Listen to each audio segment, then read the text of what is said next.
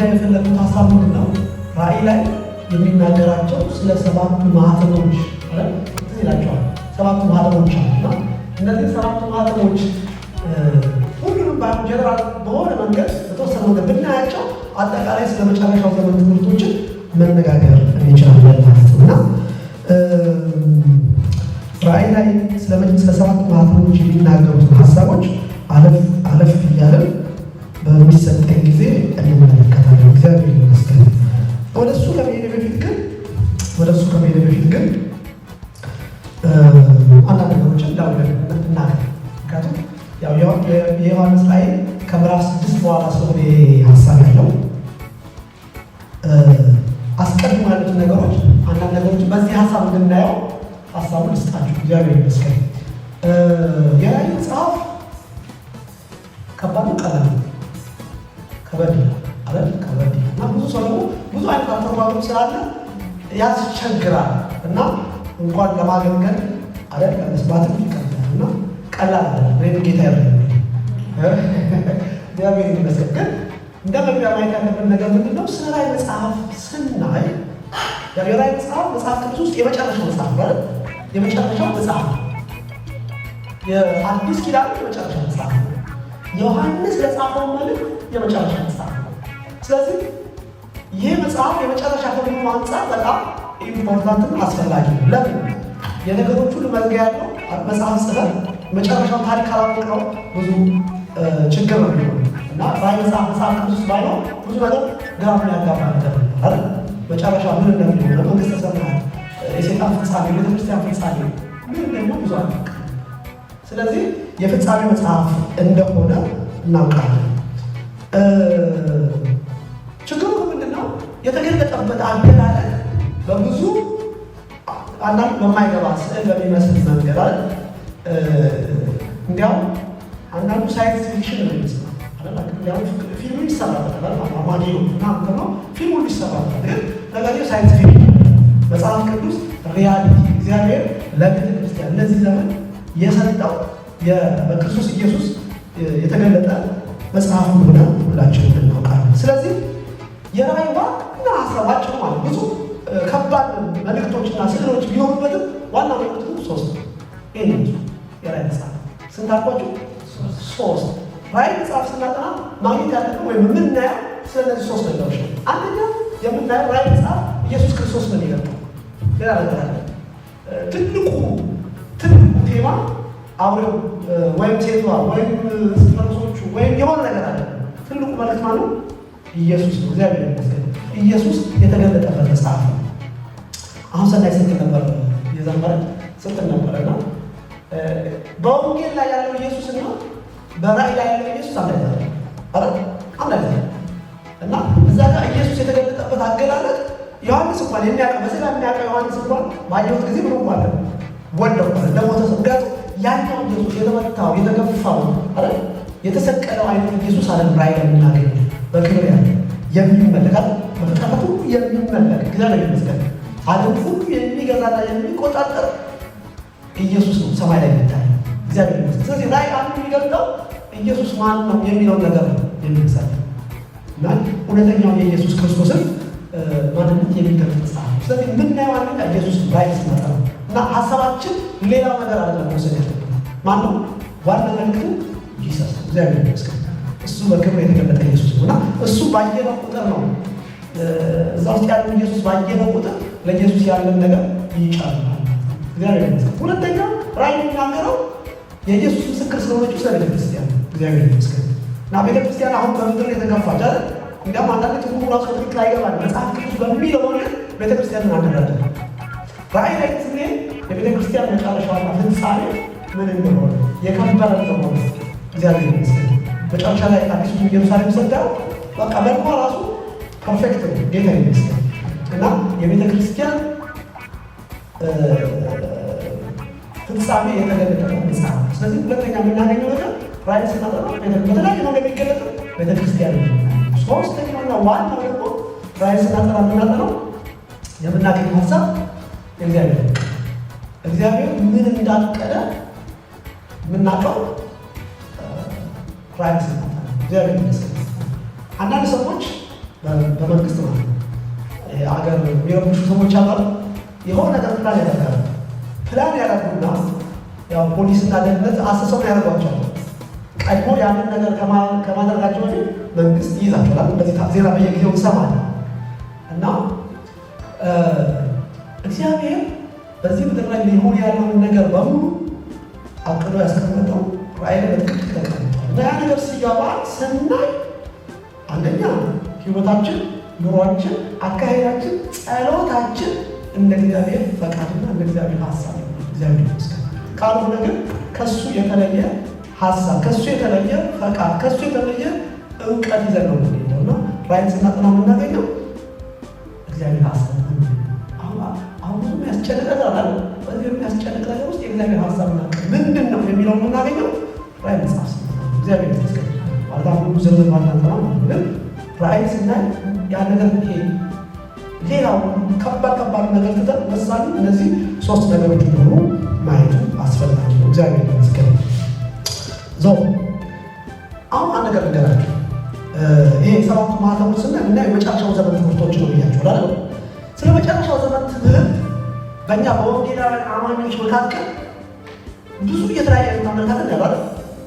ብዙ የተለያየ አይነት አመለካከት ያለ እንዲያው ከአመለካከታችን መለያየት የተነሳ ስም አለ አይደል? ስም አለ። በዚህ የሚያምኑ የሆነ ስም አላቸው፣ በዚህ የሚያምኑ የሆነ ስም አላቸው አይደል?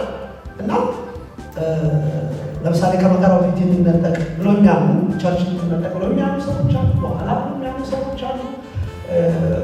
1000 ዓመት እንደዚህ እና እንዴት ነው ሊሆን ይቻላል? አንድ መጽሐፍ ይዘን ብዙ አይነት አቋም የያዝ ነው። ከየት ነው ማለት መጽሐፍ ውስጥ ነው መልዕክቱ ስንት ነው? አንድ ነው። ግን ምንድን ነው አቋማችን? ይሄ ከቶቹ አንድ አቋም የሌለ ለምን በራእይ መጽሐፍ እና ይሄን ሳስብ እኔ ማለት ሶስት ነገር ችግሩ ይመስል ሶስት ነገር ይሄን መጽሐፍ ካለ መማሪያ ሶስት ነገር። አንደኛው ስለ መጨረሻው ዘመን ትምህርት ሲነሳ የመጨረሻው ዘመን ትምህርት ሰፊ አይደለም። ከዘመን መጨረሻ የዘመን መጨረሻ ላይ የሚመጡ ትምህርቶች ብዙ አሉ። ለምሳሌ ከመጨረሻው ዘመን ትምህርቶች አንዱ ለምሳሌ ስለ መነጠቅ ሊሆን ይችላል። ስለ መነጠቅ የመጨረሻው ዘመን ትምህርት ነው። ቤተክርስቲያን ስለምትነጠቅ፣ ስለ ታላቁ መከራ አይደል? 70 ሱባዔ ሌላ ታስታውሱታል? የመጨረሻው ዘመን ትምህርት 70 ሱባዔ፣ መነጠቅ፣ የክርስቶስ ፍርድ አይደል? የሺህ ዓመት መንግስት፣ ሌላ አዲሱ ሰማይና አዲሱ ምድር፣ አዲሲቱ ኢየሩሳሌም እና በርዕስ እንዘረዝራቸው እንዳካፋፈላችን ከ12 እስከ 12 የሚሆኑ ርዕሶች ማውጣት እንችላለን። እና ችግሩ ምንድነው? ጠቅላላው ትምህርቶች መጽሐፍ ቅዱስ ከዘፍጥረት እስከ ራእይ ነው ካላየ ማለት ነው አቋማችን ላይ እንለያለን። ይሄን ብለው ምንድነው? ለምሳሌ ስለመነጠቅ ብቻ የሚማር ሰው ማለት ነው አይደል? ስለመነጠቅ ብቻ የሚማር ሰው ስለ ክርስቶስ ፍርድ ወይም ስለ ሺህ ዓመት መንግስት ወይም ስለ 70 ሱባዔ ያለው አመለካከት ሌላ በዛ ነገር ላይ ካላለ ውጤቱ ያው ሙሉ አይሆንም። እና አንደኛ ይሄን ከዚህ በፊት ላችሁ ሆነ ስለግራችሁ ይሄ ምሳሌ ሰጥቷችሁ ምን ነበር? ፕሬዘንት ይረጋጋል። ታስታውሳላችሁ? የነበሩ ሰዎች ፕሬዘንት ታውቃላችሁ አይደል? ፕሬዘንት የሚገጣጠም ስዕል ማለት ነው። እና ያ ፕሬዘንት ለምሳሌ 100 ፒስ ያለው ፕሬዘንት ሲሰጣችሁ ስሉን ታገኙት እንዴት ነው? 100ውን ስታሩት ስትገጣጥሙት ነው። የሆነ 2 3 4 ቢጎድል ሙሉ ስዕል ታገኛላችሁ? አታገኙም። ስለዚህ ሙሉን ማየት አስፈላጊ ነው። ትክክለኛው ነገር ላይ መምጣት ማለት ነው። ሁለተኛው ኢቨን ሙሉ 100 ኖሯችሁ ማለት ስትገጣጥሙ አንዳንዱ ከአንዱ ጋር ምናምን አይገጥም ማለት ነው። ስለዚህ እንታዳላችሁ ማይገጥም ሆነ አንስታችሁ ሌላ ቦታ ላይ በቦታው ትገጥሙታላችሁ። ይሄ ምን ይመስላል?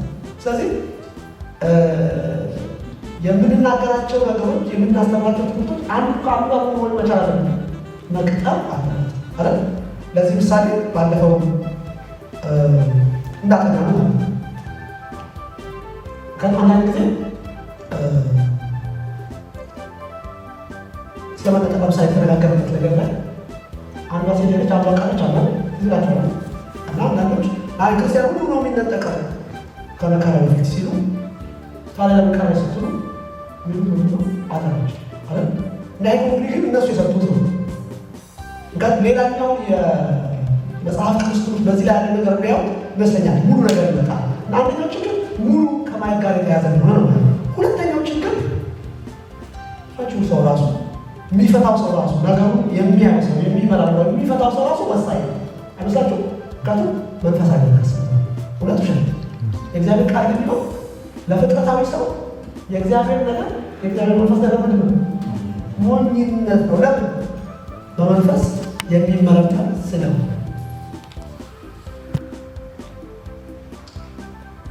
ዮሐንስ ላይ ሲጽፍ ዮሐንስ 4 ጊዜ ነው በመንፈስ ነበር ካስታወሳችሁ። ስንት ጊዜ? 4 ጊዜ። አንደኛ ፍትቆ ደስ ይላል። ፍትቆ ደስ ይላል በመንፈስ ሆኖ ምን አየ? ኢየሱስ ክርስቶስን በመቅረዝ መካከል ሲመላለስ እና በዛ ክብር ኢየሱስን አየ። እንዲያው እንደሞተ ሆኜ እንደባል። ሁለተኛ ጊዜ በመንፈስ ሆኖ ባራፋት ላይ ወደ ሰማይ ወሰደኛል። ሰማይ ሆኖ በሰማይ ሆኖ እግዚአብሔር በዓለም ላይ የሚሰጠው ፍርድ በመንፈስ ሆኖ ተመለከተ። ምዕራፍ 17 ላይ ሆናችሁ ነው በመንፈስ ወደ ምድረ በዳ ወሰደኝና ያቺ በአውሬ ላይ የተቀመጠችው ታላቂቱ ባቢሎን ጋለሞታይቱ ሴት አሳየኝ ይላል። ምዕራፍ 21 ላይ ስትሄዱ በመንፈስ ወደ ተራራ አወጣኝና አዲሱን ኢየሩሳሌም የበጉ ሚስት ሙሽራውን አሳየኝ ይላል። ምን ልላችሁ ነው? መልእክቱን የተቀበለው በመንፈስ ነው።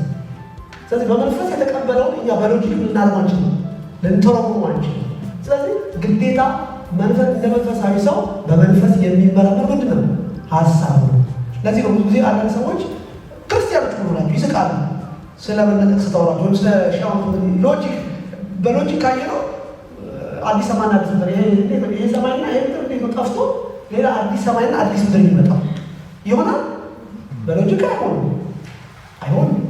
ቅድም ምና ጠቀሰችው ሰኔ ጠቀሰችው ሀሳብ እና ጴጥሮስ ያላቸው በመጨረሻው ዘመን እንደ ራሳቸው ምኞት የሚመላለሱ ሰዎች ይመጣሉ፣ ዘባቾች ይመጣሉ አይደል? እና ከመቼ ጀምሮ እናንተ እንደዚህ ብላችሁ የምትናገሩት ከጥንት ጀምሮ ትላላችሁ አይደል? የታለ የመጣው ቃል የተስፋው ቃል ነው የሚዘብቱ ሰዎች ይመጣሉ እና ምን ልላችሁ ነው? መንፈሳዊ ነገር በመንፈስ ካልተመረመረ ለፍጥረታዊ ሰው የእግዚአብሔር መንፈስ ነገር ነው። ፍጥረታዊ ሰው ማለት የሆነ ኃጢአተኛ ሰው ማለት አለ።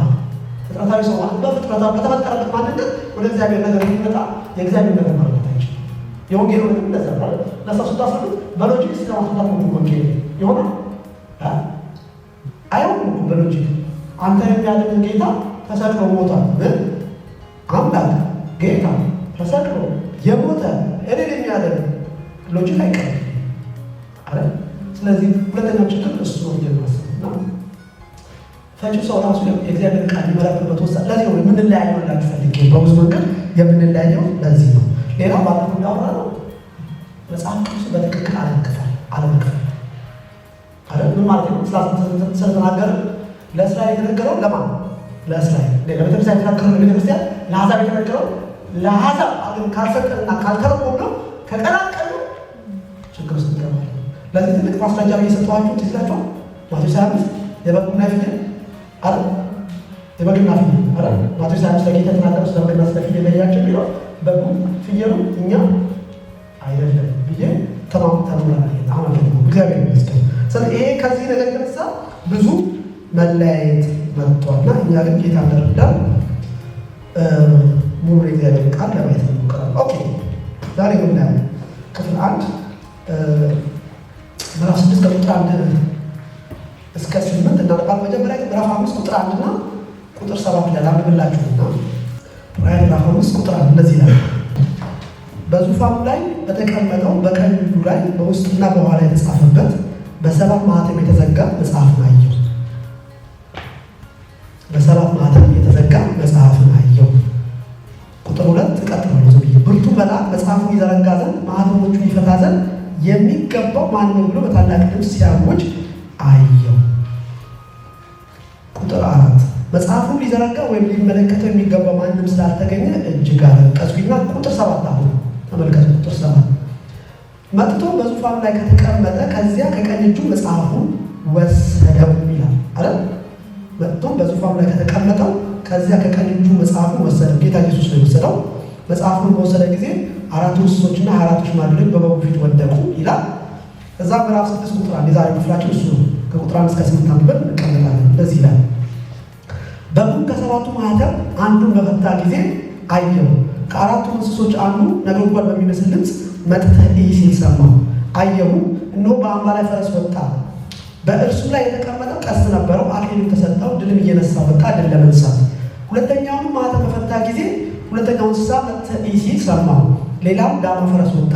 በእርሱ ላይ የተቀመጠው ሰላምን ከምድር ይወስድ ዘንድ ሰዎችም እርስ በርሳቸው እንዲተራረዱ ስልጣን ተሰጠው። ታላቅም ሰይፍ ተሰጠው። ሶስተኛው ማኅተም በተፈታ ጊዜ ሶስተኛው እንስሳ መጥተህ እይ ሲል ሰማሁ። አየሁ፣ እነሆ ጉራቻ ፈረስ ወጣ።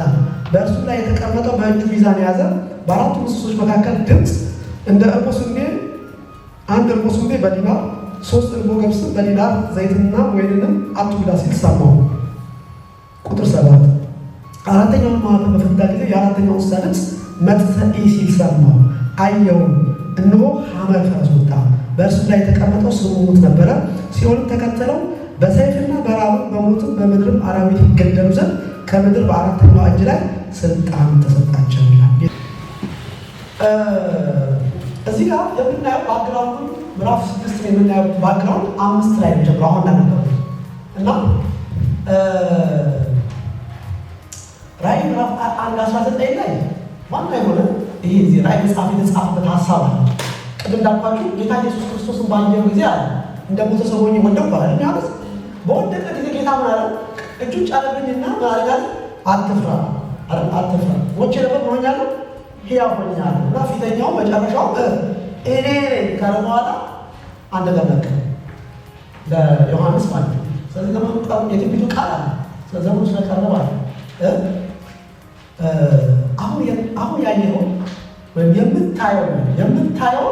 የምታየው አሁን ያለውና የሚመጣው በመጽሐፍ ጽፈህ ለቤተ ክርስቲያኑ ላኪ ነው እና 3 ነገር ይነገራል። ጌታ ኢየሱስ ራሱ ለዮሐንስ ነገር 3 ነገር ጻፈ ያለው አንደኛ ጻፈ ያለው ያየው አይደል? ያየው። ሁለተኛ ደግሞ ጻፈ ያለው አሁን ያለው ማለት።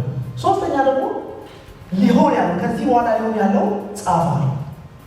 ከዛ ምዕራፍ 2 እና 3 ስለ ሰባቱ አብያተ ክርስቲያናት ከተናገረ በኋላ ምዕራፍ 4 ላይ ያለበት ታያላችሁ።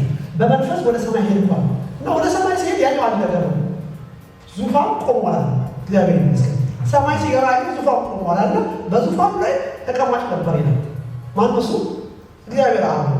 እና ምን እንደሚመስል በትክክል መግለጽ ስላልቻለ የሚገልጥበት የራሱ አገላለጽ አለና እግዚአብሔር ምዕራፍ 4 የምታዩት ምንድን ነው? በሰማይ ለእግዚአብሔር የሚደረግ አምልኮ ነው የሚያሳየን። እዛ ባሉ መላእክቶችና ፍጥረታት እግዚአብሔር ሲመለክ ምዕራፍ 4 ላይ ታያላችሁ። እግዚአብሔር ይመስገን። ምዕራፍ 4 ላይ የኢየሱስን ስም አታገኙ። ከዛ ምዕራፍ 5 ላይ ስትመጡ አሁን ባለበት ክፍል ላይ ሲጀምር ምንድነው የሚለው? የጀመረው ምንድነው? በዙፋኑ ላይ በተቀመጠው በቀኝ እጁ ላይ በውስጥና በኋላ የተጻፈበትን በሰባት ማኅተም የተዘጋ መጽሐፍ አየሁ ይላል። ዮሐንስ ያየው ምንድነው? ዙፋኑ ላይ የተቀመጠው ምን ይዞራል? መጽሐፉ በውስጥ በውጭ ተጽፎበት በሰባት ማኅተም ይኖራል፣ ተዘግቷል። እና ይህ መጽሐፍ ማንም ሊያነበው አልቻለም፣ ሊከፍተው ሊያየው አልቻለም። በሰማይ በምትቀመጥበት ምንም አይነት ፍጥረት አልተገኘም። እና እግዚአብሔር ማለታል በእጁ ይዞታል። ከዛ በኋላ ግን የምታየው ነገር ምንድነው? ደም አለቀሱ ሲል አታቀሳል። የይሁዳ አንበሳ ይኖራል ስለ ኢየሱስ የሚናገር እና እርሱ አለ ድል ነስቶ ምናልባት መጥቷል። እንደዛ ነው። ድል ነስቷል ይባላል። ቁጥር 5 ላይ ከይሁዳ ነገድ የሆነው አንበሳ እርሱም የዳዊት ስም መጽሐፉን ይዘረጋ ዘንድ ሰባቱን ማኅተም ይፈታ ዘንድ ምናልባት ድል ነስቷል አለ። እግዚአብሔር ይመስገን። ቁጥር 9 ላይ መጽሐፉን ትወስድ ዘንድ ማኅተሞቹን ትፈታ ዘንድ ይገባሃል። እግዚአብሔር ይመስገን። ለምን ሲባል ታርደሃል፣ በደምህም ለእግዚአብሔር ከነገድ ሁሉ ከቋንቋም ሁሉ ከወገን ሁሉ ከሕዝብ ሁሉ ሰዎችን ዋሽተህ ለአምላካችን መንግሥትና ካህናት የሆኑ ዘንድ አደረግካቸው፣ በምድር ላይ ይነግሣሉ እያሉ አዲስ ኪዳን ዘመሩ። እግዚአብሔር ይመስገን። አሁን ምዕራፍ 5 ምንድን ነው የሚያሳየን? ይገርማችኋል። ኢየሱስ ክርስቶስ ወንጌል ላይ ሰው ሆኖ ተመላለሰ። ከዛ በኋላ ያው ተሰቀለ፣ ሞተ፣ ተቀበረ፣ ተነሳ። ከዛ ለሐዋርያቶቹ 40 ቀን እየታያቸው በምድር ላይ ነበረ። ከዛ በ40ኛው ቀን እነሱ እያዩት ምን አደረገ? አረገ፣ ወደ ሰማይ ሄደ እና ወደ ሰማይ በሄደ ጊዜ መላእክቶቹ ለምን እንደዚህ ቆመን አድርጋችሁ አሁን እንደሄደ እንደዚህ እንደሄደ ምን ያደርጋላችሁ? ይወዳበኛ አላችሁ። እግዚአብሔር ይመስገን። ኢየሱስ ወደ ሰማይ ሄደ አይደል? አርጓል አላረገም? አርጓል። ኢየሱስ ወደ ሰማይ ካረገ በኋላ ግን ምን እንዳደረገ ምን እየሆነ እንዳለ የተጻፈ ነገር እዚህ ምዕራፍ ውስጥ ተጨምሯል። እግዚአብሔር ይመስገን። ስለዚህ ኢየሱስ ካረገ በኋላ ምንድን ያደረገው ብትሉ አንድ ነገር ግን ታርደሃልና አይደል? ታርደሃልና ታርዶ ወጥቶ መስዋዕት ሆኖ የሰዎች ልጆች ዋጅቶ ወደ ሰማይ ሲገባ ያደረገው ነገር ምንድነው? ከአብ ዘንድ ተቀበለ። መጽሐፉን ተወስደ ዘንድ ምን ተባለ? ይገባሃል ተባለ። እግዚአብሔር ይመስገን። ስለዚህ ከዚህ በፊት ለማንም ያልተቻለው ነገር ኢየሱስ ሕይወቱን ሰጥቶ ዋጋ ከፍሎ ደሙን አፍስሶ ቅዱሳንን እኛን ዋጅቶ ለአምላክና ለአባቱና ለአምላኩ መንግስትና ካህናት አድርጎ ወደ ሰማይ ገባ እና ባረገ ጊዜ ከአብ ዘንድ የሚያደርገው መጽሐፉን ወሰደ። ምክንያቱም ማለት ስለሚችለው መፍታት ስለሚችል መግለጥ ስለሚችል እግዚአብሔር ይመስገን። ከዚህም የተነሳ እዛ ምዕራፍ 5 እንዳው ለክርስቶስ ኢየሱስ የሚደረግ አምልኮ ነው ማለት ስግደት አምልኮ ነው የሚያሳይ ነው። ምዕራፍ 5 ለጌታ ለኢየሱስ ክርስቶስ የተደረገ በሰማይ የሚደረግ አምልኮ ነው እና ጌታችን አሁን በሰማይ ምን ይሆናል? ይመለካል። እግዚአብሔር ይመስገን። እና የሚመለከው ነው መሰላችሁ። እኛም ራእይ ስናጠና ምናደርግ ይሄ ነው። እግዚአብሔር እነሱ የሚያመልኩት ሰው ስለተደረገ ነገር አይደለም። እግዚአብሔር ይመስገን በደሙ ስላደረገ እኛን ስለዋጀ ከዚህ በፊት ማንም ሊፈታ ያልቻለው ሊከፍት ያልቻለው መጽሐፍ መፍታት ስለቻለ ስለወሰደ በሰማይ ይመለካል። እግዚአብሔር ይመስገን። እኛም እግዚአብሔር የምናመልከው አሁን እኛ እግዚአብሔር የምናመልከውና ብዙ ለእግዚአብሔር ምስጋና ምናመጣው ብዙ ያው የተደረገ ትንሽ ነገር እያሰብን ነው አይደል? ግን ራእይ ባየን ቁጥር ራእይ መጽሐፍ ላይ ያለን ኢየሱስ ስናይ ግን ጌታ የምናመልከው ስለተደረገ ከተደረገልን በላይ እሱን አድርጓል። የሰራው የከበረ ነገር አለ። መዋጀታችን ራሱ ሰማይና ምድር የሚደነቅ እግዚአብሔር ይመስገን። ታረጋለ ለኛ ውስጥ ተቀመጥ ነው ተራ ይመስላል። መዋጀታችን ራሱ ትልቅ ዋጋ የተከፈለ እግዚአብሔር ይመስገን። እና ምዕራፍ 5 እንዲያው ኢየሱስ ክርስቶስ ሲመለክ ታይቷል። ስለዚህ ከርክቱ በኋላ ምንድን ነው የሆነው? ምንቱ ኢየሱስ በሰማይ ምን የሆነ ነው? እየተመለከ እግዚአብሔር ይመስገን። አንድ ያደረገው ነገር ምንድን ነው? መጽሐፉ ከእግዚአብሔር ጋር ወሰደ ይላል። ከዛ በኋላ መጽሐፉን ምን ማለት ጀመረ? መፍታት ጀመረ። አሁን ምዕራፍ 6 ብናየው እሱ በቀላል ነገር እንድናየው አንደኛ ማህተም፣ ሁለተኛ ማህተም፣ ሶስተኛ ማህተም እያለን ስንነጋገር ምን ማለት ናቸው? መጽሐፍ ውስጥ የተቀመጠው እግዚአብሔር ያቀደው ቀን እግዚአብሔር የሚጠበቅ የነበረው የሰዎች መዳን፣ የሰዎች መዋጀት በክርስቶስ ኢየሱስ የሚሰራው ስራ ነበር የሚጠበቅ የነበረው። ይሄ ከተጠናቀቀ በኋላ እግዚአብሔር ያቀደውን እቅድ ለክርስቶስ ሰጠው። ክርስቶስ የእግዚአብሔርን እቅድ አስፈጻሚ ሆኖ እየዘረዘረው የእግዚአብሔርን እቅድ ሲገልጥ እንመለከታለን። እግዚአብሔር ይመስገን።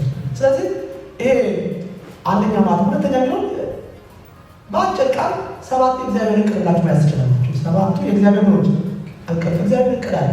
ምክንያቱም ወደ ዘላለሙ ሀሳብ ወደሚፈልገው ነገሮችን ለማምጣት ለመስራት እግዚአብሔር እቅድ ናቸው። እነዛ እቅዶች ናቸው ዛሬ በክርስቶስ አማካኝነት በምድር ላይ እየሆኑ ይላል እና ያ ነገር ሲገባ ከእግዚአብሔር ሀሳብ ጋር መተባበር እንችላለን። ኦኬ። ስለዚህ ዛሬ የምናየው ምንድን ነው?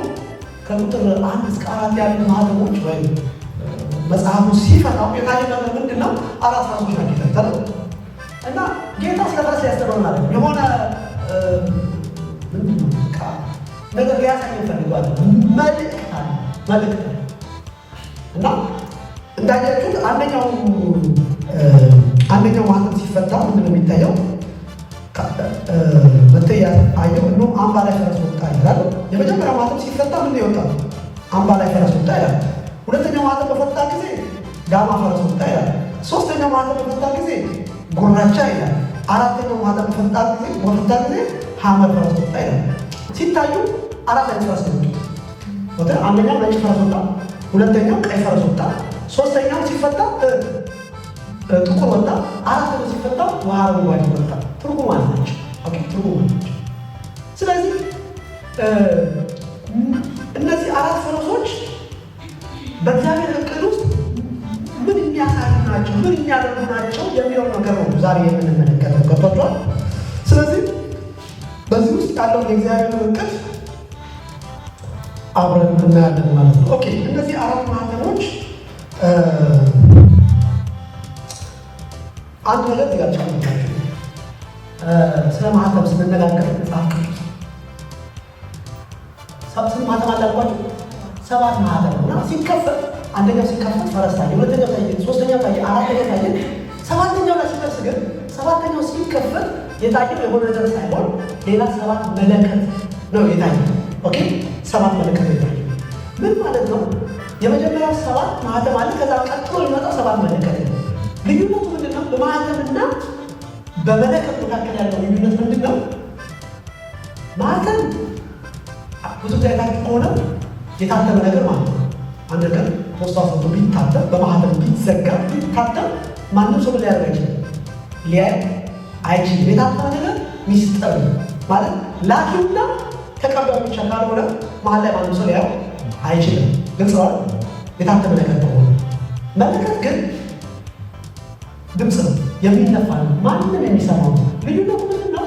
እነዚህ 6ቱ ማህተሞች 7ኛው ሲከፈል መለከቶች በኋላ መጣ ሌላ ስለሚጣጣል ስለሚከፈሉ እነዚህ 6 መለከቶች በማህተም የሆኑት ለምንድን ነው? ሚስጥር ናቸው። ሚስጥርነታቸው ምንድን ነው? ከእግዚአብሔር ልጆች ከቤተ ክርስቲያን ሰዎች ውጭ ማንም ያውቀው ማንም የሚረዳው ሰው የዋህኞቹ ግን መለከቶቹ ግን ኦፕን የሚደረግ ነገር ስለሆነ ማንም ሰው ያውቃል። ማንም ሰው ከእግዚአብሔር ዘንድ እንደመጣ ያውቃል። ያው ተሳደቡ እግዚአብሔር ተሳደቡ ቃል ያገኛል 16 አካባቢ እና ይሄን አይነት ልዩነት እንዳላቸው ማየት አስፈላጊ ነው። ኦኬ ስለዚህ እነዚህ ነገሮች ምንድን ነው የሚያስተምሩ? እነዚህ 4 ማህተሞች የሚያስተምሩ ነገር እንግዲህ አሁን ይኸው የሆነ ነገር ኢየሱስ ክርስቶስ በምድር ያለውን ስራ የደህንነታችንን ስራ ፈጽሞ ማለት ወደ ሰማይ ሄደ። አርግ ወደ ሰማይ በገባ ጊዜ ቀጥታ ያለው ምንድን ነው? ከእግዚአብሔር ዘንድ ተቀበለ፣ መጽሐፉን ተቀበለና መጽሐፉን ገለጠ። በቃ እግዚአብሔር ምንድን ነው ያልቀረው? እግዚአብሔር ያሰበው ሀሳብ ምንድን ነው ሲባል እየገለጠ ማሳየት ጀመረ። መጀመሪያ የታየው ነጭ ፈረስ ቀላል ነበረው ማለት ነው። ከዛ በኋላ ቀይ መጣ። ከዛ በኋላ ጥቁር የተከተለ፣ ከዛ በኋላ አረንጓዴ ወይም ሐመር ፈረስ መጣ።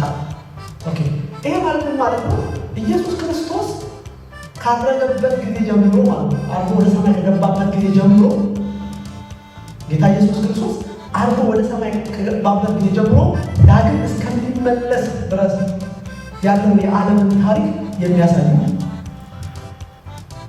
ሀሳብ ነው ያለው። እነዚህ ፈረሶች የሚያሳዩት ኢየሱስ ክርስቶስ ካረገበት ጊዜ ጀምሮ እስከሚመለስ ድረስ ያለው የዓለምን ታሪክ የሚያሳዩ ነገሮች ዛሬ 2024 ነው ያለው አይደል? እና ኢየሱስ ክርስቶስ ካረገ 2000 ዓመት አልፎታል። ይሄ 2000 ዓመት ታሪክ አለ የለውም? አለ። በእግዚአብሔር አጀንዳ የተቀረጸ ነገር አለ። አሁንም የሚመጣ ነገር አለ፣ የሚያልፍ ነገር አለ፣ የሚገለጥ ነገር አለ። ሁሉ ነገር በእግዚአብሔር ሀሳብ የተቀነባበረ የተገለጠና የታየ እንደሆነ በዚህ ክፍል እንመለከታለን። ኦኬ ስለ ነጭ ፈረስ ትንሽ እንነጋገር። አሁን አንድ ነገር ባሳያችሁ እዚህ ጋር ለምሳሌ አራቱ ፈረሶች ተቀማጭ አለባቸው፣ ተቀምጦባቸው የተቀመጠባቸው ነገር አለ ወይም ሰው አለ። አራቱ ፈረሶች ተቀማጭ አላቸው። አራቱ ማየት ይቻላል። ለምሳሌ አምባ ላይ ፈረስ ወጣ፣ በእርሱ ላይ የተቀመጠው ይላል። ስለዚህ በእርሱ ላይ ተቀምጦ የተቀመጠ አለ። ሁለተኛው ሌላችሁ ብታይ ዳማ ፈረስ ወጣ፣ በእርሱ ላይ ምን ለተቀመጠው ሰላምን ከምድር ይወስድ ዘንድ ሰዎች እርስ በርሳቸው እንዲተራረዱ ስልጣን ማለት ነው ተሰጠው። ሶስተኛው ጉራቻው ፈረስ ላይ ደግሞ የተቀመጠው በእጁ ይዟል፣ ሚዛን ይዟል አይደል? አራተኛው ማዕተብ በፈታ ጊዜ ሐመር ፈረስ ወጣ፣ በእርሱ ላይ የተቀመጠው ማን ይባላል? ስሙ ሞት ይባላል። አሁን ሶስቱ ችግር የለውም። ከአራተኛው ጀምሮ በአራተኛው ፈረስ ላይ በሐመር ፈረስ ላይ የተቀመጠው ማነው? ስሙ ሞት ነው አይደል? ቃሉ ስለሚለው ማለት ነው። ስለዚህ በአራተኛው ፈረስ ላይ የተቀመጠው ሞት ይባላል። በሶስተኛው ፈረስ ላይ የተቀመጠው ማን ይባላል? ረሃብ ይባላል። ምክንያቱም ታዩታላችሁ ዛሬ ረሃብ ይባላል። በሁለተኛው ፈረስ ላይ የተቀመጠው ማን ይባላል? ጦርነት ነው። ሰዎችን ሰላም እንዲወስዳል እንደዛ ነው። ሰዎች እርስ በርሳቸው እንዲተራረዱ ሰላም በእርሱ ላይ ስለተቀመጠው ሰላምን ከምድር ይወስድ እርስ በርሳቸው እንዲያደርጉ እንዲተራረዱ ስልጣን ተሰጣል። ስለዚህ ይሄ ጦርነት ነው። ሁለተኛው ፈረስ ላይ የተቀመጠው ጦርነት ነው። ስለዚህ የሶስቱ ግልጽ ነው። በአንደኛው ላይ ሞት ተቀምጧል፣ በአንደኛው ላይ ረሃብ ተቀምጧል፣ በአንደኛው ላይ ጦርነት ተቀምጧል። ስለዚህ እያወራ ያለው በምድር ስለሚሆን ነገር ነው እያወራ ያለው። የመጀመሪያው ላይ ያለ እንዲህ ዳይሬክት እንዲለው አልተናገረም። የተናገረው በእሱ ላይ የተቀመጠው ቀስት ነበረው አይደል? ቀስት ነበረው ይልና አክሊል ተሰጠ ይላል። ማን እንደሆነ ግን አይነገርም። አሁን በእኛ በአማኞች መካከል ያለው ችግር ይሄ ነው። ይሄ ማን ነው የሚለው ነገር ብዙ ሰዎች ይመጣሉ እና አንዳንዶች ማን ይላሉ? ኢየሱስ። አንዳንዶች ማን ይላሉ? አንቲክራይስት፣ ሐሰተኛው ክርስቶስ። አብዛኞቹ፣ አንዳንዶች ሳይሆን አብዛኞቹ ሐሰተኛው ክርስቶስ ነው ይላሉ። በጣም ጥቂት ደግሞ በቀልቀል ደግሞ አንዱ የሰማሁት ደግሞ ሰው ልጅ የሚለው እስራኤልን የከበቡት አረብ ሀገሮች ናቸው ይላል። ለምንድን ነው እንደዛ? ለምን ይመስላችኋል? ምክንያቱም የተገለጡት ፈረሶች ያላቸውን ከለር ተመልከቱ። ነጭ፣ ቀይ፣ ጥቁር፣ አረንጓዴ። እስራኤልን የከበቡ አረቦች በሙሉ ከለሩ የባንዲራቸው ከለር አረንጓዴ፣ ጥቁር፣ ነጭ። ልከልካለ ግብፅ የምትመለከቱ፣ ጆርዳን የምትመለከቱ፣ ሲሪያ የምትመለከቱ፣ ኢራን የምትመለከቱ፣ ኢራቅ የምትመለከቱ ፋሮ ይሄ እና ሰውየው ይሄን አይቶ ብሎ ያደርግ ኤሪያቸው ዞ ኢየሱስ ግልጽ ነው አይሆንም። ለምንድን ነው የማይሆነው? ኢየሱስ ራሱ ነው። ኢየሱስ መጽሐፍን ተቀብሎ እየፈታ ያለው ማለት ነው። ኢየሱስ እና ሲፈታው ነጩ ፈረስ ወጣልና ተቀማጭ ነበረው እና ራሱ ነው ኢየሱስ ነገሩ እየገለጠ ያለ። ሁለተኛ ደግሞ ኢየሱስን የምታገኙት በዚህ ክፍል ላይ ምዕራፍ 19 ላይ ነጭ ፈረስ ላይ ተቀምጦ ሲመለስ የምታገኙት ከቤተ ክርስቲያን ጋር። ስለዚህ እና አንቲክራይስት የሚሉ ሰዎች ሐሰተኛው ክርስቶስ ነው የሚሉ ሰዎች ብዙ የሚሉት እንደዛ ነው። ግን መታየትና መጠቅ ያለብን ነገር ነው። ምክንያቱም ሐሰተኛው ክርስቶስ እንዲያው የምናውቀው ሀሳብ ነው። ብዙ ጊዜ ከምዕራፍ 4 ጀምሮ ሲከፍል ማለት ነው። ከምዕራፍ 4 ጀምሮ እስከ ምዕራፍ 19 ድረስ ቤተክርስቲያን የለች አይደል? ወደ ሰማይ ተነጥቃለች። ምክንያቱም ምዕራፍ 4 ላይ ሰማይ ተከፍቶ በመንፈስ ወደ ላይ ወጥቼ አየሁ ስለሚል ቤተክርስቲያን የለችም ወደ ሰማይ ሄዳለች ብለው ስለሚሉ ከምዕራፍ 4 በኋላ ያለው ሀሳብ የታላቁ መከራ ሲጀምር አንቲክራይስቱ ሲመጣ የሚሆን ነው ብለው የሚሉት። እንደዛ ሆኖ ሁለት ጥያቄ ይጠይቃል አለ። ምክንያቱም ናይ ጥያቄ ነው የምንጠይቀው። ቅድም እንዳልኳችሁ ኢየሱስ ክርስቶስ ራዕይ መጽሐፍ ምዕራፍ 1 ላይ ተገለጠለት፣ ዮሐንስ ተገለጠለትና አንድ ነገር ጻፈ ያለና በመጀመሪያ እንድትጽፍ ፈልገው አለ ጌታ። አሁን ይቆራል በቃ አሁን ያየው ጌታ የሳለ ምዕራፍ 1 ላይ የምናየው። ከዛ ምዕራፍ 2 ቀጥሎ ያለው አሁን ያለው ደግሞ ጻፈ። አሁን ያለው ማለት ምዕራፍ 2 እና ምዕራፍ 3 ላይ ያለው ስለ ቤተ ክርስቲያን የሚናገረው ነገር ነው። ማለት ዮሐንስ ጌታ መጥቶ አሁን ያለው ሲለው የሚገባው የትኛው ሀሳብ የሚገባው? አሁን ያለው ኤፌሶ የምትባል ቤተክርስቲያን አልቻለም። ኤፌሶን አለ፣ ሳርዴስ አለ፣ ጴርጋሞን አለ፣ ቲያጥሮን አለ፣ የተለያዩ ቸርቾች አሉ። ስለነሱ ድካማቸው፣ ጉብዝናቸው እያነሳ ጌታ የተናገረው ነገር ጻፈ። አሁን ያለው ማለት እሱ ነው። ከዛ ቀጥሎ ጌታ ማለት ከአሁን በኋላ የሚሆነው ደግሞ ጻፈ። ኦኬ ለዮሐንስ ከአሁን በኋላ የሚሆነው ጻፍ ሲል ለዮሐንስ ከአሁን በኋላ ማለት መቼ ነው?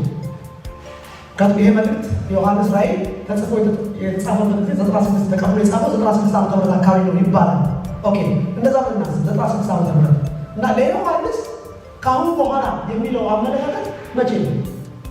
ከአሁን በኋላ ነው ለዮሐንስ 2024 አይደለም። 2024 ሊሆን አይችልም ለዮሐንስ። ምክንያቱም አስተማሪዎቹ ሲከፍሉት እንደዛ ነው ትክክል አከፋፈሉ። ምክንያቱም ራዕይ የሚከፈለው አሁን ያለው ያየው ጻፍ ተብሎ ጽፏል። ምዕራፍ 1 ነው። ምዕራፍ 2 እና 3 አሁን ያለው ስለ ቤተክርስቲያኖች ስለተባሉ ቤተክርስቲያኖች ነው ትክክል ተጽፏል። ከአሁን በኋላ ያለው ጻፍ ሲለው ለዮሐንስ ከአሁን በኋላ ያለው የሚለው ትርጉም እሱ በ96 የጻፈው 97 ዓመተ ምህረት ለዮሐንስ ምንድን ነው የደረሰበት አይደለም፣ ገና የሚመጣ ነው። ስለዚህ እኛ ምዕራፍ አራት ወይም አሁን የምናወራው ሀሳብ አንቲክራይስቱ ሲመጣ የሚሆን ከሆነ ማለት ነው ከምዕራፍ 1 እስከ ምዕራፍ 3 ለቤተክርስቲያን የተነገረ ነው። ከምዕራፍ 4 በኋላ ቤተክርስቲያን ስለሌለች ገና አንቲክራይስቱ ሲመጣ የሚሆነው ብለን ካሰብን የዮሐንስ ራዕይ መጽሐፍ ሁሉ አይደለም ማለት። ለምን? ከአሁን በኋላ የሚለው ለዮሐንስ 2024 ወይም 2034 አይደለም። ስለዚህ እንደዛ ከሆነ ኢየሱስ ክርስቶስ ካረገ በኋላ እስካሁን ፋስ 2000 ዓመት ያለው ታሪክ ነው የታቸው ከምዕራፍ 4 ላይ ከሌለ ማለት ምዕራፍ 4 ቤተክርስቲያን ከተነጠቀች በኋላ የሚሆን ታሪክ ከሆነ ይሄ 2000 ዓመት ይላል። እኛው እስካሁን ያለው 2000 ዓመት ታሪክ የሚለው እና ራዕይ መጽሐፍ እሱን አይናገርም። ስለዚህ ጋፕ አለ ማለት ነው። ምዕራፍ 4 በኋላ ከምዕራፍ 4 በኋላ ያለው ከቤተክርስቲያን መነጠቅ በኋላ የሚሆን ሆነ ማለት ነው። ግልጽ ነው። ገብቷችሁ ሀሳብ? ምዕራፍ 2 ምዕራፍ 3 የሚያወራው በጊዜው ስለነበረው ቤተክርስቲያን ነው። ምዕራፍ 4 ደግሞ የሚያወራው ቤተክርስቲያን ከተነጠቀች በኋላ ነው። ኦኬ፣ በመሀል ያለው ጊዜ የት ነው ያለው? እኛ ያለበት ጊዜ የት ነው? አሁን ይሄ ዛሬ የቱ ጋር ነው? ስቱ ራዕይ መጽሐፍ ያለው በዚህ ሀሳብ ከሄድን ማለት ነው። እና አይደለም ሶ አንቲክራይስቱ አይደለም ማለት ነው። ለምን ደግሞ እንደማይሆን ነግራችኋለሁ። ሶ ስለዚህ ከትንቢትም ይሁን ከታሪክም አንጻር ስናጠናው ወይም ስናየው ነጩ ፈረስ ላይ የተቀመጠው ማን ይመስላችኋል? ወንጌል እግዚአብሔር ይመስገን። ለምን እንደሆነ አሳያችኋለሁ። እዚሁ ክፍል ራሱ ስለሚናገር ወንጌል እንደሆነ ትመለከታላችሁ። ምክንያቱም ነጭ ፈረስ ማለት ነጭ የሚያሳየው መጽሐፍ ቅዱስ አንደኛ ነጭ የሚያሳየው ንጽህና ነው። ነጭ ንጽህና ነው የሚያሳየው፣ ቅድስና ነው የሚያሳየው፣ ፍጹም መሆንን ነው የሚያሳየው፣ ወይም ተቀባይነት ያለውን ነገር ነው የሚያሳየው። እግዚአብሔር ይመስገን። ትክክል የሆነ ነገር ነጭ ያሳያል። ስለዚህ ወንጌላችን ንጹህ ነው፣ ቅዱስ ነው፣ ቅዱስ አይደለም፣ ፍጹም ነው፣ ፍጹም አይደለም፣ ፍጹም ነው አይደል? በእግዚአብሔር በሰው የተመሰከረለት ተቀባይነት ያለው እግዚአብሔር ይመስገን። ስለዚህ ነጩ ላይ ነጭ የቅድስና ምልክት ነው፣ የፍጹምና ምልክት ነው። አንቲክራይስቱ ከሆነ አንቲክራይስቱ ቅዱስም ፍጹምም አይደለም፣ እሱ የሰይጣን አገልጋይ ነው። ስለዚህ ነጭ የሚያመለክተው ንጽህና። ስለዚህ ነው በበጉ ራሳቸውን ታጥበው አለሱ እግዚአብሔር ይመስገን። ስለዚህ ነጭ የሚያመለክተው ንጽህና፣ ፍጹም ነው፣ ቅድስና። ስለዚህ ነጩ ፈረስ ላይ ያለው ማነው? ቀዳሚ ፈረስ ላይ ያለው ወንጌል። እግዚአብሔር ይመስገን። ሌላ ወንጌል የምንልበትም 1 3 4 ነገሮች ላሳያችሁ። ለምሳሌ ኦኬ፣ ሶስቱ ፈረሶች ያየናቸው ማለት ከነጩ ውጭ ያሉት ሶስቱ ፈረሶች ላይ የተቀመጡትን አይተናል። ሞት፣ ረሃብ እና አላልኳችሁ ጦርነት። ኦኬ፣ ሞት ሰው ነው።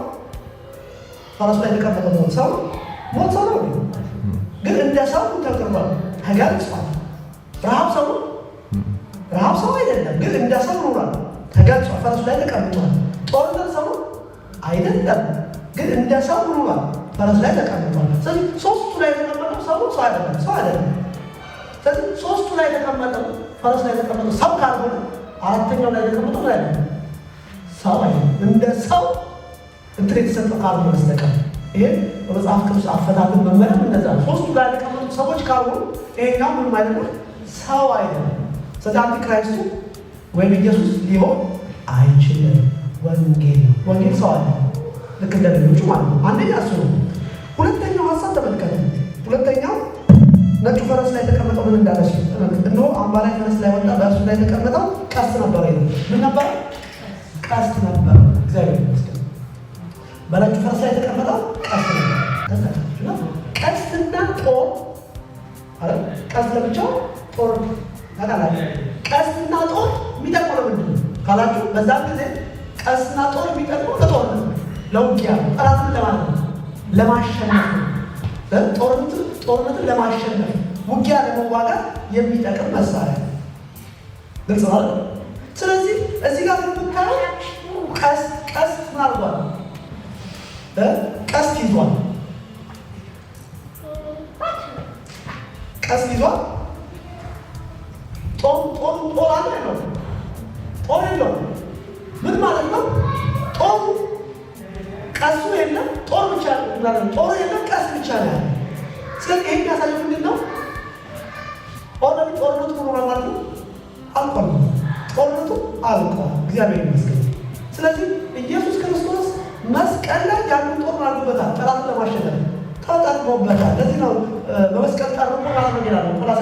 ድል ይላል አለቅነትና ስልጣናትን ገፎ አረ ድል በመንሳት እየዞረ ማድረጋቸው ይላል አሳያቸው ይላል እግዚአብሔር ይመስገን። ስለዚህ ኢየሱስ ክርስቶስ ቀራንዮ መስቀል ላይ ጠላትን አርጓል፣ ድል ነስቷል፣ አሸንፏል። እግዚአብሔር ይመስገን። ስለዚህ ቀስቱ ያን ጊዜ ምትሆና ተጠቅሞበታል። አንድ ቀስት ነው ያለ ጌታ ተጠቅሞበታል። ስለዚህ አሁን የምናየው ቀስት የሌለው ምንድን ነው? ጦር የሌለው ቀስት ለመዋጋት አይጠቅም። የሰላም ምልክት እንደሆነ ትመለከታላችሁ። እግዚአብሔር ይመስገን። ስለዚህ ጦርነቱን ጌታ ኢየሱስ ክርስቶስ ጨርሶት ለሰላም ወንጌል በርተንቧል ተከፍቷል። ጌታ ይመስገን። ስለዚህ ወንጌል ነው የምንለው ለምንድን ነው? ወንጌላችን የሰላም ወንጌል አለ። በዛ በሰላም ወንጌል እጆቻችሁን አባችሁ ታጭቃምታችሁ ኢየሱስ ክርስቶስ ድልን በጠላትና በጠላት ኃይል ላይ ድልን ነስቶ የወንጌልን አደራ የወንጌልን ስራ ለማሰጥቷል ለኛ ሰጥቷል። እግዚአብሔር ይመስገን። ስለዚህ በሁለተኛ ደረጃ ወንጌል ነው የምንልበት ምክንያት ተቀማጩ ቀስት ይዟል፣ ጦር ግን የለውም። ስለዚህ ወንጌላችን የሰላም ወንጌል ነው። ኢየሱስ ክርስቶስ ምን አድርጓል? ድልን ነስቷል። ስለዚህ እኛ ደግሞ ወንጌልን በእርሱ ድል ላይ ሆነን እንሰብካለን ማለት ነው። እግዚአብሔር ይመስገን። ሶስተኛ አክሊል ተሰጠው ይላል አይደል? ቀጥሎ ቀስ ነበር እንኳን ሆነ አክሊል ተሰጠው ይላል። ኦኬ አክሊል የምን ምልክት ነው? ክብር ነው አይደል? አክሊል ክብር ነው አይደል? የክብር ምልክት ነው። አክሊል ክብር ነው። አንድ ቀን ክብር አለ አይደል? ስለዚህ ወንጌላችን የከበረ ነው። እግዚአብሔር ይመስገን። ለዚህ ነው ሁለተኛ ቆሮንቶስ ምዕራፍ 4 ላይ እንዲያ የክብር ወንጌል አለ እንዳበራላችሁ እዚህ ዓለም አምላክ ሀሳባቸው ማለት ይላል ሀሳቡ ማለት ነው። ስለዚህ እኛ ወደ እኛ ጋር የደረሰው ወንጌል በክርስቶስ ክብር የተጫነ የክርስቶስ ክብር ያለበት የወንጌል የክብር ወንጌል ነው እኛ ጋር ያለው። ስለዚህ ከወንጌል ሀሳብ ጋር አብሮ የሚሄድ ነገር የተጠቀመ እግዚአብሔር ይመስገን። ስለዚህ ወንጌል የጸጋ ወንጌል ብቻ ሳይሆን የምን ወንጌል ነው? የክብር ምንድን ነው? መጽሐፍ ቅዱስ እዛ ቦታ የክብር ወንጌል እንዳያበራላችሁ የሚል ቃል ቆሮንቶስ ምዕራፍ 4 ነው። ስለዚህ ወንጌላችን የጸጋ ብቻ ሳይሆን የምን ነው? የክብር ወንጌል ነው። እግዚአብሔር ይመስገን። በመጨረሻ የሰጠው ቃል ምንድን ነው? ለዚህ ፈረስ ለዚህ ሰው ማለት ነው ለዚህ ተቀማጭ ድል እየነሳ ወጣ፣ ድል ለመሳት እግዚአብሔር ይመስገን። ስለዚህ ወንጌል ድል እየነሳ ባረገላ ወጣ። መቼ ነው የወጣው ስትሉ ይኸውላችሁ ጌታ ኢየሱስ ክርስቶስ በሰማይ አረጋል።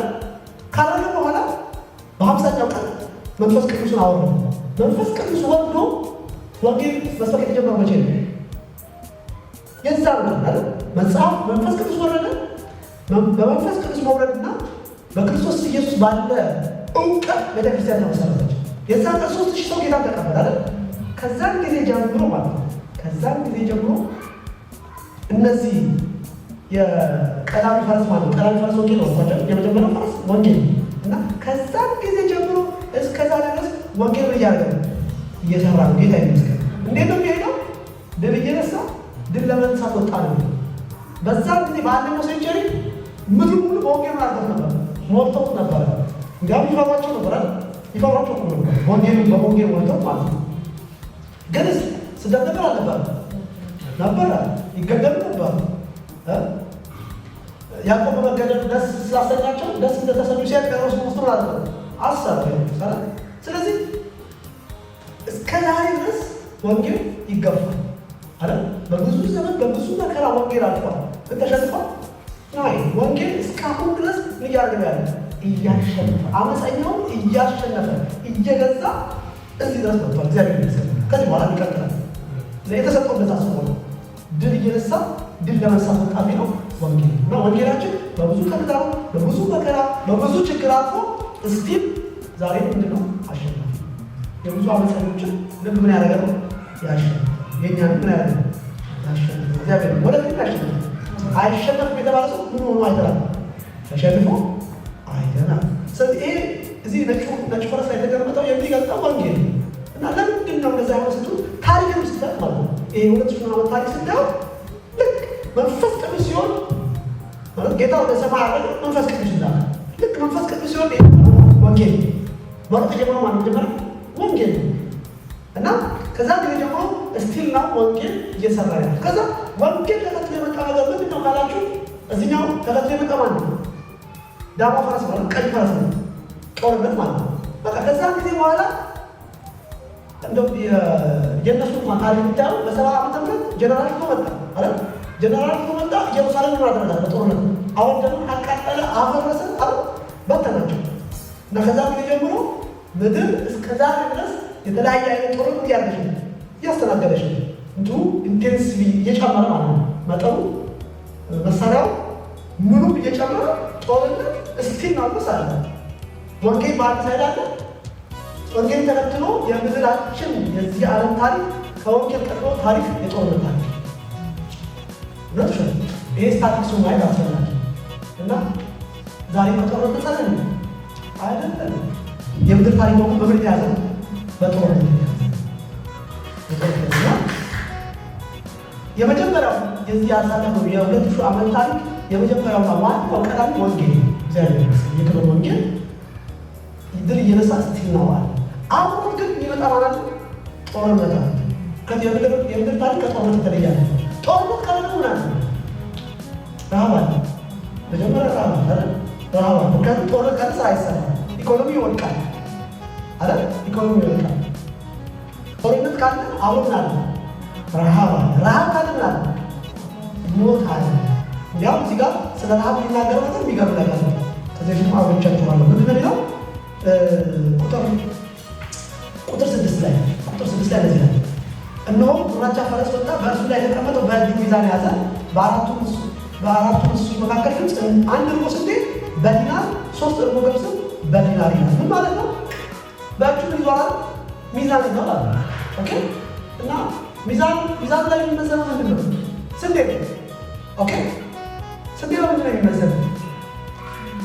በእጁ ሚዛን የእጅ ሚዛን የሚመዘንበት ነገር ምንድን ነው? የእጅ ሚዛን ማለት ትንሽ ማዘንባት ምንድን ነው የሚመዘንበት? ወርቅ የከበረ ነገር በጣም ውድና የከበረ ነገር ነው። በምን የሚመዘነው? በሚዛን የሚመዘነው እና ይታችሁ በሚዛን ስንዴ በእጅ ሚዛን ስንዴ መመዘን ከጀመረ ማለት ነው የለም ማለት ነው። በቃ ስንዴ የሚባል ነገር ስኬርሲቲ እጥረት አለ ማለት ነው። እና ኃይለኛ ረሃብ እንዳለ ትመለከታላችሁ። ስለዚህ ረሃብ አለ።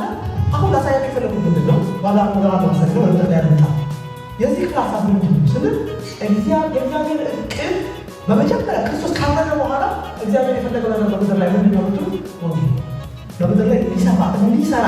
ምክንያቱም ወንጌል ገብቷችኋል? ወንጌል የእግዚአብሔር ሀሳብ ለመጨረሻ ያመጣል። በወንጌል ሰው ያዳል፣ ይድናል። በወንጌል ቤተክርስቲያን ትመሰረታል። በወንጌል ከሌለ ቤተክርስቲያን ትመሰረታል። በወንጌል ህይወታችን ይመሰረታል አይደል? በወንጌል የጌታ መምጣት እናደርጋለን፣ እንጠብቃለን። በወንጌል ለጌታ መምጣት እንዘጋጃለን። እና እግዚአብሔር ክርስቶስ ወደ ሰማይ ከገባ በኋላ የፈለገው የመጀመሪያ ነገር ምድር ላይ ወንጌል እንዲወጡ እግዚአብሔር ይመስገን። ግን ችግሩ ምንድን ነው? ወንጌል ብቻውን አይደለም የሚወጣው፣ አብሮት የሚወጡ ሌሎች 3 ክፉ ነገሮች አሉ። ማን ይባላል? ጦርነት፣ ረሃብ፣ ሞት የሚባሉት አብሮት 4 ፈረሶች አንድ ላይ ሲሆኑ ማለት ነው። ለምንድን ነው እንደዛ ያሆነው ስትሉ ሩጫ ሜዳ ላይ ታውቃለህ? ሩጫ ሜዳ ላይ ሰው ብቻውን ነው የሚሮጠው። ከብዙ ሰው ጋር ይወጣል። ብቻውን የሚሮጠው ችግር አለ። ሞቲቬትድ አይሆንም አይደል? ስለዚህ ሰው ብቻውን ሩጫ ላይ አይሮጥም። ስለዚህ እግዚአብሔር ሰው በፈቃድ ወንጌልን እንደማይቀበል ያውቃል። ይሄ ወደቀ ሰው ኦኬ። ስለዚህ እነዚህ ነገሮች አብረው ከወንጌል ጋር ይወጣሉ። ግን እነሱ ድል ይነሳሉ አለ። እሱ ብቻ ነው የሚያደርገው። ወንጌል ብቻ ድል የሚነሳው እግዚአብሔር ይመስገን። ስለዚህ ምን ማለት ነው? ወንጌል መግባት የማይችልበት ቦታ በር ቢከፍቱት ጦርነት፣ ረሃብና ሞት በር ይከፍታል። ወንጌል ሁለት ሸ እኛ ሀገር ወንጌል ሊሄዱ ስትሉ ቀላል አይደለም ማለት ነው። የሆነ ቦታ ሚሽነሪዎች መሀይም ናቸው፣ በሽታ ገድሏቸዋል፣ ምናምን ኮሌራ አለ ምናምን ተብሎ ሚሽነሪዎች መጥቷል። ሆስፒታል ከፈለ። ግን ከመስተጃበ ምናምን ወንጌል አያ ያ ባይሆን ወንጌል ይሰበካል አይሰበክም። እና እግዚአብሔር ለወንጌል በር ሲዘጋ ጦርነት ይመጣል፣ ሰው ይሞታል፣ የሆነ ነገር ይፈጠራል። ከዛ በሆነ ሲስተም ይሄ ኮሚኒስት የሆነ ዓለም ሁሉ ለወንጌል እንቅፋት በሆነ ዓለም ሁሉ ወንጌል የሚገባው በዚህ ነው። እና እገዛ ያደርጋል። መጥፎ ነገር ቢሆኑ እገዛ ግን ለወንጌል ስራ ያደርጋል። እግዚአብሔር ይመስገን። ስለዚህ ምን ነው እግዚአብሔር ትልቅ አጀንዳ ማለት ወንጌል መቼ ክርስቶስ ካረገ እስከሚመጣበት ጊዜ ያለበት ዘመን ከኛ የተቀመጠው ነጩ ፈረስ እግዚአብሔር ይመስገን የኛ የተሰጠ ወንጌል አደራነት ጳውሎስ ስለ ወንጌል ሁሉ አደርጋለሁ ነው እንዳት ስለዚህ እንደ ክርስቲያን ማለት እንደ ቤተ ክርስቲያን እና እንደ ክርስቲያን አሁን ከዚህ በኋላ የምንሰማው ብዙ መጥፎ ነገር ሊሆን ይችላል። ረሃብ ሊሆን ይችላል፣ ጦርነት ሊሆን ይችላል። ዓለም ደግሞ እየጨመረ ይሄዳል መጽሐፍ እንደሚናገር። ምክንያቱም ወንጌል ባለበት ቦታ አብሮ የሚሄዱ እነዚህ አራት ነገሮች አሉ። ጌታ እስከሚመጣ ጊዜ አንዳንድ ደግሞ አንዳንድ ሰዎች አሉ ጦርነት እንዲቆም ምናምን በዚህ ሂሳብ ሄዳችሁ አይቆም ቢቆም ጦርነት የለም። እንዲያውም ምን ይሆን የሚለው ኢንቴንሲፋይ ሆነ እየጨመረ ነው። ግን ቤተክርስቲያን በዚህ ውስጥ ዓላማና ስራ ተልኳ ምንድን ነው? ወንጌል። እኛ የተቀበልነው ነጭ ፈረስ ላይ እግዚአብሔር ይመስገን። ዛሬ እንደ በሀገራችን እንዳየን ማለት ነው አንዳንድ ወገኖቻችን ጥቁር ፈረስ ላይ የተቀበሉት ክርስቲያኑ የተቀበሉት ጥቁር ፈረስ ላይ ነው። ጥቁር ፈረስ ላይ ነው እና የጦርነት ነጋሪ ይመጣል። ትክክል የቸርች የቤተክርስቲያን ዋና ስራ ጦርነት ማዘዝ ጦርነት ማወጃ እሱ የቤተክርስቲያን ድርሻ ነው። የቤተክርስቲያን ድርሻ ነጭ ፈረስ እግዚአብሔር በዚህ ፈረስ ውስጥ ሆና ሰዎችን ወንጌል ትሰብካለች። ሰዎችን ከእሳት ሰዎች ጌታ ላግኝቶ ሳያገኙ እንዳይሞቱ ታወጣለች። የወጡትን ደግሞ ቤተክርስቲያን ታሳድጋለች፣ ለክርስቶስ ወጣት ታዘጋጃለች። ይህን ስራ ዘርግታ ቸርች ተቆዷል ለከኝታው ከሀገር በሉ ከዘር በሉ ከማንነት በሉ ወንጌል እግዚአብሔር ልብ ውስጥ ያለ በቃ በዛ መጽሐፍ ውስጥ ተቀምጦ እግዚአብሔር የሚጠብቅ የነበረው ኢየሱስ ግን መስሎ ነው የከፈተው መጽሐፍ ሲተ የመጀመሪያ የሚታየው እግዚአብሔር እቅድ ውስጥ የሚታየው ነገር ወንጌል ነው። የዚህ ያለፈውን የ2000 ዓመት ታሪክ ብቻ ማለት ነው ወንጌልን አውጡ። ከ2000 ዓመት ታሪክ ውስጥ ወንጌልን አውጡ፣ ጦርነትን አውጡ፣ ረሃብን አውጡ፣ ሞትን አውጡ። ምን ታሪክ ነው? ይህን ካወጣችሁ ታሪካችን እኮ ይሄ ማለት ያለፈው 2000 ዓመት ታሪክ የጦርነት የረሃብ የሞት እና የወንጌል ታሪክ ነው። እግዚአብሔር ይመስገን። ስለዚህ ምንድን ነው ኮንሽስ መሆን ያለ እግዚአብሔር ምንድን ነው የእግዚአብሔር ሀሳብ መጨረሻው አሁን በእኛ ዘመን ምንድን ነው እግዚአብሔር ሀሳብ እና የምንኖረው ለወንጌል የምንሰራው ለወንጌል የምናገለግለው ለወንጌል ለምንድን ነው ሲባል እግዚአብሔር ውስጥ ያለው የክብር ወንጌል አሁን የተሰጠው ይሄ የሰራ ወንጌል ድል የሚነሳው እሱ ብቻ ነው። እግዚአብሔር የሚፈልገው በዛም ሰዎችን ማለት ነው ማትረፍ ነው እና በተሳሳተ ፈረስ ላይ ተቀምጠን ተቆጇል ከእግዚአብሔር ሀሳብ ውጭ እንዳንሆን ማለት ነው። ሌሎች ነገሮች ይፈጠራል። የማይፈጠር ነገር የለም። መከራስ ግን አይቆምም፣ ይፈጠራል። ማን የተናገረ አራት ፈረሶች አብረው ጌታ አስደንቆታል። ይሄ የሚያሳይ ጊዜ አራት ፈረሶች የሚያሳይ ነገር ምንድን ነው? በመጨረሻው ዘመን ከሚሆኑ ነገር አንዱ ማለት ነው። በመጨረሻው ዘመን ከሚሆኑት ነገሮች አንዱ ማለት ኢየሱስ ክርስቶስ ካረገበት ጊዜ ጀምሮ የመጨረሻ ዘመን እንደጀመረ ታውቃለህ። በመጨረሻ ዘመን ከሚሆኑ ሰዎች አንዱ ከታሪክ ነገሮች አራቱ ነገሮች እነዚህ ደግሞ አሁን ያለንበት የምድር ታሪክ የያዙ ፈረሶች ናቸው። ስለዚህ ጥቁር ፈረስና እኛ ፈረስ ጥቁር ላይ ተቀምጠን ወረደ ወደ ነጩ ከብ ሰዎች ሳያውቁ ተፈጥሮ የጦርነት ዘዳሪ የጦርነት አዋጅ ሆነዋል። አባ ይህ ከእግዚአብሔር ሀሳብ ጋር መተላለፍ እና እንደሚባለው ከምዕራፍ አራት በኋላ ቤተክርስቲያን የለችም ማለት ነው። ይህ የሚያሳይ በቃ ኢየሱስ ክርስቶስ ካረገ በኋላ ያለው የዚህ የሁለቱን ዓመት ታሪክ የምናልፈን ነገር ጌታ መጽሐፍ ላይ አስቀምጧል። ይህን ከገባን ይሄንን ካየን ማድረግ ያለብን ሙሉ ነገራችን ለወንጌል ራሳችንን እንድንሰጥ ያስፈልጋል ማለት ነው። እግዚአብሔር ይመስገን። ከዚህ በኋላ የቱ ጋር ቤተክርስቲያን እንደምትነጠቅ የትኛው ማለት ቤተክርስቲያን እንደምትነጠቅ አሳያቸዋል። ዋና ዛሬ ሀሳብ ነው እግዚአብሔር እየሳለ ብዙ የሚያስጨንቅ በጣም ብዙ የሚያስጨንቅ ጳውሎስ እንዳለው በመጨረሻው ዘመን የሚያስጨንቅ ዘመን ሊመጣ አውቃለሁ አረ ምሳሌ ዮሐንስ ግን ምን እንደሚሆን ይታወቃል። ምን ነገር እንደሚሆን ጦርነት ይመጣል፣ ጦርነት እንዳለ ሰዎች እርስ በርሳቸው ሊተራረዱ ስልጣን ሰጥተው። ስለዚህ ጦርነት ይቀራል አይቀርም። የሚቀረው መቼ ነው? ሴጣን ሲታሰር ለሸዋ ሴጣን ሲታሰር ጦርነት ይቀራል። እስከዛ ግን ጦርነት አይቀርም። እንዲያው ኢንቴንሲቫይ የሆነ እየጨመረ ምንዳም በሪያሊቲ ነው ሁለት ወር ምንጸልየው ጦርነት ይቀራል። ለምን ከላቸው መጽሐፍ ከመጨረሻ ጦርነት ካለ አሁን መጡ ኮንሲከንሶች አሉ። ረሃብ አለ፣ ሞት አለ። እንደ ክርስቲያን ግን ትልቁ ሊገደል ነገር በእግዚአብሔር ልብ ውስጥ ያለው በእግዚአብሔር ሀሳብ ውስጥ ያለው ነጩ ፈረስ ላይ የተገለጠው የታየው እዚያው ግን ሁሉ ሁሉ ነገር ያልፋል። ሁሉ ነገር ያልፋል። የሚያስጨንቀው የሚከብደው ነገር ማለት ነው። ዘመኑ አጭር ነው። ግን ጌታ ላሳየ የፈለገው ነገር በእነዚህ ማህበሮች እቅዱ ነው የገለጸው እና ከእቅዱ አንደኛው እነዚህ አራቱ የሚያሳይ ምንድን ነው? ያለፈው ሊሆን ይችላል አሁን ያለንበት። ስለዚህ ጦርነት ስላለ ልባችን መውደቅ የሆነ ጉዳት ስላለ መውደቅ እግዚአብሔር ያሳየው ነገር ስለሆነ ከዛ አንጻር ግን እኛ ያንን ነገር ለምን መጠቀም ያለ ወንጌልን ለመስጠት ሰዎች ሲራቡ ተርቦ ከሆነ ተራራቱ ቦታ ላይ ገብቷቸዋል። ምግብ ልቀን ወንጌል እንዳለ ለተቸገሩ ሰዎች ለታሰሩ ሰዎች ገብቷቸዋል። ለወንጌል መግቢያ በር ይከፍታል ማለት ነው። ስለዚህ የእኛ ትልቁ ሬስፖንሲቢሊቲ በኑሯችን ግን በግል ግን በጋራ በወንጌል መስራት ወንጌል መኖር ወንጌል ማድረግ ይህ ይናጣል ትንሽ ያለ እና ባልሆነ መንገድ እንዳንሄድ እግዚአብሔር ይርዳል።